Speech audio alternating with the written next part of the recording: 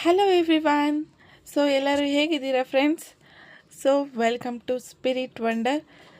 ಇವತ್ತಿನ ಮೆನ್ಯೂ ಬಂದು ಗ್ರೀನ್ ಅವಲಕ್ಕಿ ಹೇಗೆ ಈಸಿಯಾಗಿ ಮಾರ್ನಿಂಗ್ ಬ್ರೇಕ್ಫಾಸ್ಟ್ ಮಾಡೋದು ಅಂತ ನೋಡ್ಕೊಳ್ಳೋಣ.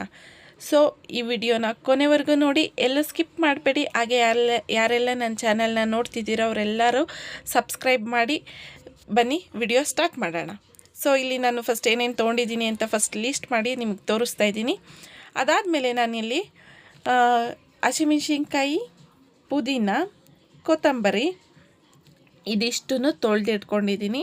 ಆಮೇಲೆ ಒಗ್ಗರಣೆಗೆ ಕಡಲೆಬೀಜ, ಜೀರಿಗೆ, ಉದ್ದಿನಬೇಳೆ, ಕಡಲೆಬೇಳೆ, ಅರಿಶಿನ, ನಿಂಬೆಹಣ್ಣು, ಸಾಸಿವೆ, ಮೊಸರು, ಇಂಗು ಇದಿಷ್ಟನ್ನು ತೊಗೊಂಡಿದ್ದೀನಿ. ಆಮೇಲೆ ಇಲ್ಲಿ ನಾನು ಕ್ಯಾಪ್ಸಿಕಮು ಮತ್ತು ಕರಿಬೇವು ಕೂಡ ತೊಗೊಂಡಿದ್ದೀನಿ.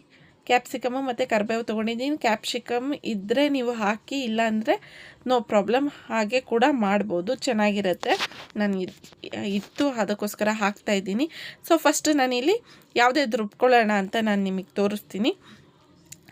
ಪುದೀನ, ಕೊತ್ತಂಬರಿ ಮತ್ತು ಹಸಿಮೆಣ್ಸಿನ್ಕಾಯಿ. ಪುದೀನ ನಾವು ಎಷ್ಟು ತೊಗೊಂಡಿರ್ತೀವೋ ಕೊತ್ತಂಬರಿನೂ ನೀವು ಅಷ್ಟೇ ತೊಗೊಳ್ಳಿ. ಅದು ಎರಡು ಸಮ ಪ್ರಮಾಣದಲ್ಲಿರಬೇಕು. ಅದಾದಮೇಲೆ ಮೊಸರು, ನಿಂಬೆಹಣ್ಣು, ಜೀರಿಗೆ, ಎಣ್ಣೆ ಹಾಕ್ಬಿಟ್ಟು ಪೇಸ್ಟ್ ಮಾಡ್ಕೊಳ್ಳಿ. ನೋಡಿ ನಾನು ತೋರಿಸ್ತಾ ಇದ್ದೀನಿ. ಪೇಸ್ಟ್ ಮಾಡ್ಕೊಂಡಾದಮೇಲೆ ನಾನಿಲ್ಲಿ ಅವಲಕ್ಕಿ ಕೂಡ ಆಲ್ರೆಡಿ ನೆನೆಸಿಟ್ಕೊಂಡಿದ್ದೀನಿ.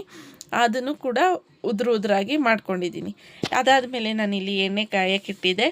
ಸೊ ಎಣ್ಣೆ ಕಾದಾದಮೇಲೆ ಸಾಸಿವೆ ಹಾಕ್ತಾಯಿದ್ದೀನಿ. ಸಾಸಿವೆ ಸಿಡ್ದಾದ್ಮೇಲೆ ನಾನಿಲ್ಲಿ ಕಡಲೆ ಬೀಜ ಹಾಕ್ಬಿಟ್ಟು ಅದನ್ನು ಒಂದು 2 ಮಿನಿಟ್ಸ್ ಫ್ರೈ ಮಾಡ್ಕೊಳ್ತಾ ಇದ್ದೀನಿ. ಫ್ರೈ ಮಾಡ್ಕೊಂಡಾದಮೇಲೆ ಇಲ್ಲಿ ನಾನು ಕಡಲೆ ಬೀಜ ಮತ್ತು ಉದ್ದಿನ ಬೇಳೆ ಕೂಡ ಹಾಕ್ತಾಯಿದ್ದೀನಿ. ನಾವು ಬೇರೆ ಯಾವುದೇ ರೀತಿ ಇದಕ್ಕೆ ಒಗ್ಗರಣೆಗೆ ಈರುಳ್ಳಿ ಆಗಲಿ ಏನು ಹಾಕದೇ ಇರೋದ್ರಿಂದ ನೀವು ಕಡಲೆಬೀಜ, ಉದ್ದಿನಬೇಳೆ, ಕಡಲೆಬೇಳೆ ಅದನ್ನೆಲ್ಲ ಒಂದು ಸ್ವಲ್ಪ ಜಾಸ್ತಿ ಹಾಕ್ಕೊಳ್ಳಿ. ಯಾಕಂದರೆ ತಿನ್ಬೇಕಾದ್ರೆ ಬಾಯಿಗೆ ಸಿಗುತ್ತೆ. ಸೊ ಹಾಗಾಗಿ ಇಲ್ಲಿ ನಾನು ಎಲ್ಲ ಫುಲ್ಲು ಒಂದು ಸ್ವಲ್ಪ ಜಾಸ್ತಿ ಹಾಕ್ಕೊಂಡಿದ್ದೀನಿ. ಅದು ಒಂದು ಸ್ವಲ್ಪ ರೋಸ್ಟ್ ಆದಮೇಲೆ ನಾನು ಕರಿಬೇವು ಮತ್ತು ಜೀರಿಗೆ ಕೂಡ ಹಾಕ್ತಾಯಿದ್ದೀನಿ. ಜೀರಿಗೆ ನೀವು ರುಬ್ಬಕ್ಕೂ ಹಾಕ್ಕೊಂಡಿರ್ತೀರ. ಸೊ ಇಲ್ಲಿ ನೋಡ್ಕೊಂಡು ಹಾಕ್ಕೊಳ್ಳಿ ನೀವು ಜೀರಿಗೆನ. ಒಂದು ಸ್ವಲ್ಪ ಹಾಕ್ಕೊಳ್ಳಿ ಜೀರಿಗೆನ. ಅದಾದಮೇಲೆ ಕರಿಬೇವು ಹಾಕ್ಕೊಳ್ತಾ ಇದ್ದೀನಿ. ಕ್ಯಾಪ್ಸಿಕಮ್ಮು ಕೂಡ ನಿಮಗೆ ಬೇಕು ಅಂದರೆ ಹಾಕ್ಕೊಳ್ಳಿ, ಇಲ್ಲಾಂದರೆ ಬೇಡ. ಕ್ಯಾಪ್ಸಿಕಮ್ಮು ನಮ್ಮ ಮನೇಲಿ ಇತ್ತು ಅಂತ ಕ್ಯಾಪ್ಸಿಕಮ್ ಹಾಕಿದ್ದೀನಿ. ಸೊ ಚೆನ್ನಾಗಿರುತ್ತೆ ಕ್ಯಾಪ್ಸಿಕಮ್ ಹಾಕೋದ್ರಿಂದ, ತುಂಬಾ ಫ್ಲೇವರ್ ಇರುತ್ತೆ. ಹಾಕಿ ಟ್ರೈ ಮಾಡಿ. ಆಮೇಲೆ ಹಿಂಗೆ ಹಾಕ್ಬಿಟ್ಟು ಫ್ರೈ ಮಾಡಾದಮೇಲೆ ನಾನಿಲ್ಲಿ ರುಬ್ಕೊಂಡಿದ್ನಲ್ಲ ಆ ಮಸಾಲೆ ಹಾಕ್ತಾಯಿದ್ದೀನಿ. ರುಬ್ಬಿರೋದು ಏನೇನು ರುಬ್ಬಿದ್ದೆ ಅಂದರೆ ನಾನು ಮತ್ತೆ ಹೇಳ್ತಾ ಇದ್ದೀನಿ. ಪುದೀನ, ಕೊತ್ತಂಬರಿ, ಹಸಿಮೆಣ್ಸಿನ್ಕಾಯಿ, ನಿಂಬೆಹಣ್ಣು, ಮೊಸರು, ಅರಿಶಿನ, ಎಣ್ಣೆ ಇದಿಷ್ಟನ್ನು ರುಬ್ಕೊಂಡಿದ್ದೀನಿ. ಆದಷ್ಟು ಗಟ್ಟಿಯಾಗಿ ರುಬ್ಕೊಳ್ಳಿ, ತುಂಬ ತೆಳ್ಳಗೆ ಮಾಡ್ಕೊಳಕ್ಕೆ ಹೋಗ್ಬಿಡಿ. ಯಾಕಂದರೆ ಇದು ತುಂಬಾ ರೋಸ್ಟ್ ಮಾಡೋದ್ರಿಂದ ನೀವು ಜಾಸ್ತಿ ನೀರು ಹಾಕ್ಕೊಂಡು ರುಬ್ಕೊಂಡ್ರೆ ರೋಸ್ಟ್ ಆಗೋದಕ್ಕೆ ತುಂಬ ಟೈಮ್ ತೊಗೊಳುತ್ತೆ.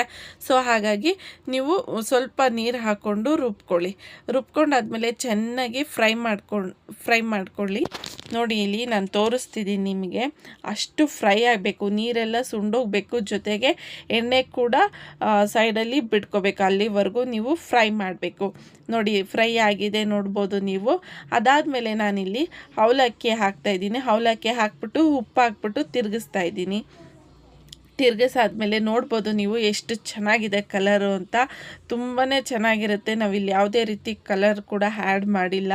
ಪುದೀನ ಮತ್ತಿಗೆ ಕೊತ್ತಂಬರಿಲೇ ನಿಮಗೆ ಕಲರು ತುಂಬಾ ಚೆನ್ನಾಗಿ ಸಿಗುತ್ತೆ. ತುಂಬ ಟೇಸ್ಟಿಯಾಗಿ ಬೇಗ ಕೂಡ ಆಗೋಗುತ್ತೆ ಈ ರೆಸಿಪಿ.